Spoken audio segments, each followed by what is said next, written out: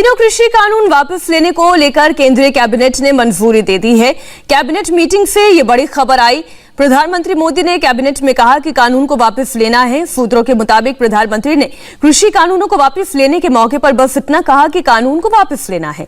सूत्र बता रहे हैं कि कुछ मंत्रियों ने कैबिनेट मीटिंग में कहा कि कानून अच्छा था और बहुत सारे छोटे किसान इसके पक्ष में थे, लेकिन प्रधानमंत्री ने अपनी तरफ से बिल के बारे में कुछ नहीं कहा। पीएम मोदी ने सिर्फ इतना कहा कि आज इसका समय नहीं है। आपको बता दें कि प्रधानमंत्री ने 19 नवंबर को कानून वापस लेने का ऐलान किया था और उसके बाद पहली कैबिनेट मीटिंग में फार्म लॉज रिपेल बिल पर मुहर लग गई। अब यह बिल 29 नवंबर से शुरू हो रहे संसद के विंटर सेशन में पेश किया जाएगा। संवाददाता देवेंद्र पराशर हमारे साथ जुड़े इस खबर पर। देवेंद्र, कैबिनेट की मीटिंग में इनसाइड न्यूज क्या है? क्या कहा प्रधानमंत्री ने? जो बाकी और कैबिनेट मेंबर्स हैं उन्होंने क्या बोला?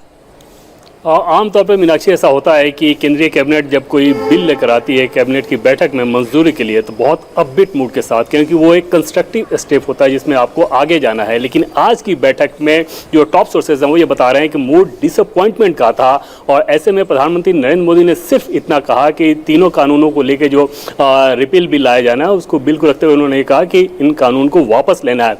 उसके बाद कुछ कैबिनेट मंत्रियों ने ये बताना शुरू किया कि उन्हें कैसे ग्राउंड पे फीडबैक मिल रहे थे कि ये कानून कितना अच्छा है और छोटे छोटे किसान किस प्रकार से सोच रहे हैं कि अगर उनको अपनी आय बढ़ानी है तो उसके लिए ऐसे कानून बहुत ज़रूरी है।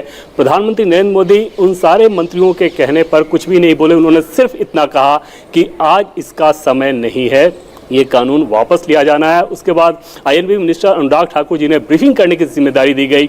उन्हें भी ये बताया गया कि ज़्यादा डिटेल में कुछ भी आज बोलने की ज़रूरत नहीं, ना ही उसकी आवश्यकता है।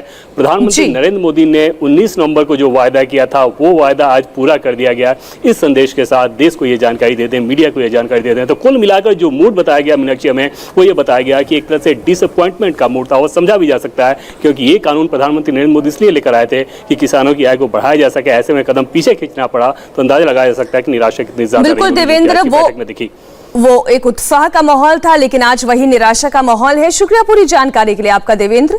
केंद्रीय कैबिनेट के फैसले के बाद हमने सीधे किसान आंदोलन के ग्राउंड जीरो पर किसानों से बात की और जाना कि जब सरकार कानून वापसी की दिशा में कदम दर कदम आगे बढ़ रही है तो किसानों की घर वापसी कब होगी।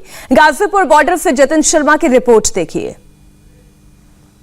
प्रधानमंत्री मोदी के आवास पर आज मोदी कैबिनेट की बैठक हुई। इस कैबिनेट में तीनों कृषि कानून को रद्द करने पर सहमति बन गई है। इस वक्त हम मौजूद हैं गाजीपुर बॉर्डर पर। गाजीपुर बॉर्डर पर भी शुरू से ही किसान यहां पर प्रदर्शन कर रहे हैं। तकरीबन 1 साल का समय अब हो चुका है, 12 महीने के आसपास का समय हो चुका है। किसानों से हम बात करेंगे। आप लोग पिछले 12 महीने से यहाँ पर प्रोटेस्ट कर रहे हैं। प्रधानमंत्री मोदी ने खुद आकर बोला कि तीनों कृषि कानून हम वापस ले रहे हैं। आज कैबिनेट की भी बैठक हुई, उसमें भी प्रस्ताव पास कर दिया गया है कि तीनों कृषि कानून को वापस लिया जा रहा है। तो अब इंतजार किस बात का है? अब ये आंदोलन क्यों खत्म नहीं हो रहा है? देखिए, जो प्रधानमंत्री ने जो घोषणा करी है कि हम 3 कृषि कानूनों को जो है अपने वापस ले रहे हैं, हमने मेन 4 मांग रखी थी जब वार्ता शुरू हुई थी स्टार्टिंग की कि संयुक्त किसान मोर्चा की जब 40 प्रतिनिधि मौजूद थे तो उसमें 4 मांग रखी गई थी और उसमें 11 वार्ता शुरू में हुई थी और उसमें जो आपका बिजली कानून था उसको उन्होंने इस तरह रखा था और पत्ती प्रणाली की मांग थी, एग्रीकल्चर लोन से उसको रखने के लिए सहमति बनी थी। 2 मांग रह गई थी और उन 2 मांग में जो है हमारे 3 कृषि कानून को वापस लिया जा और चौथी मांग थी एमएसपी को कानून का दर्जा दिया जाए। तो हमारी जो मेन मांग में है ये एमएसपी का कानून का दर्जा दिया जाए। समझे, हम अधिकतम मूल्य नहीं मान रहे कि स्वामीनाथन आयोग की खुद जो है घोषणा पत्र में भारतीय जनता पार्टी के कहते कि हम स्वामीनाथन आयोग की रिपोर्ट लागू करेंगे C+2, उसकी बात नहीं कर रहे। हम उसकी बात कर रहे हैं जो सरकार जो है घोषित करती है एमएसपी को न्यूनतम समर्थन। और प्रधानमंत्री लोकसभा में कह चुके हैं कि हम एमएसपी दे रहे हैं और देंगे। जब एक बात क्लियर है तो उसको जो है कानून का दर्जा देने में एक बात तो सुन ले। कैबिनेट ने भी मंजूरी दे दी है कि तीनों कृषि कानून रद्द कर दिए जाएंगे और आने वाले सत्र में उसकी शुरुआत भी कर दी जाएगी। अब भरोसा क्यों नहीं बन पा रहा है? क्योंकि शुरुआत में नारे लगाए गए थे तीनों कृषि कानून वापस और घर वापस, तो अब ऐसा क्यों नहीं? नहीं, भरोसा तो है। भरोसा तो भाई उन्होंने रद्द करने की घोषणा कर दी थी, भरोसा तो उसी दिन हो गया था। पर जो एमएसपी पे कानून बना दो और हमारे जो किसानों पर मुकदमे लगाए गए यहाँ से, तो ये मुकदमे कोई घर से लेकर थोड़ा ही आए थे, ये तो आंदोलन करते हुए तो मुकदमे लगे। जब इन्होंने जो है कानून वापसी ले रहे हैं तो मुकदमे भी वापसी ले लो।